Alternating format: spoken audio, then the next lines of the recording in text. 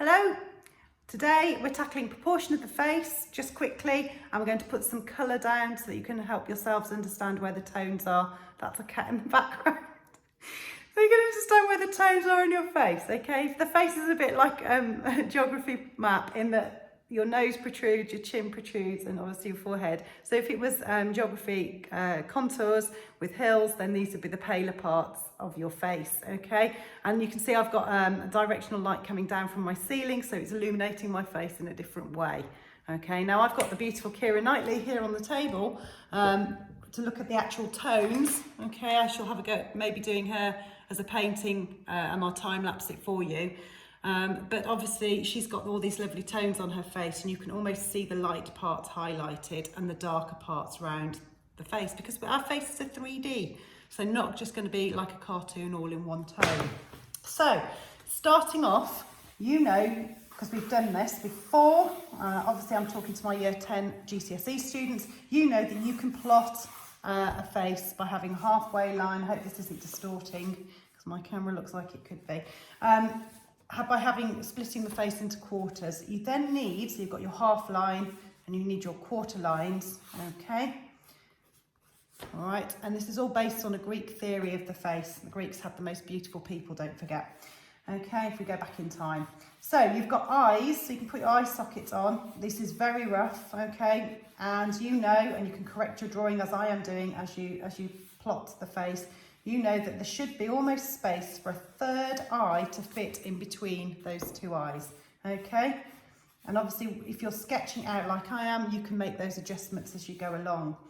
We know that down on the quarter line, the nose roughly sits. It isn't exact on everybody because everybody's got a different face. Some people have got wide noses. Some people have got quite sort of shallow, dainty noses.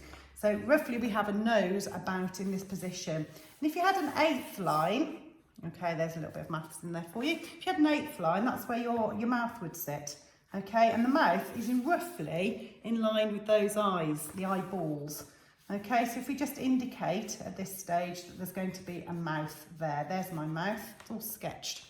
Eyebrows, don't forget the eyebrows are actually quite a key and an important part of your face, okay? And then obviously we've got the hairline. Ears, usually drawn to the side of the eye and roughly down to the quarter line. I'm just going to indicate them here because there might not be any need to have any ears on my model. And the neck, almost the side of the eyes comes down about here. If you draw it about there.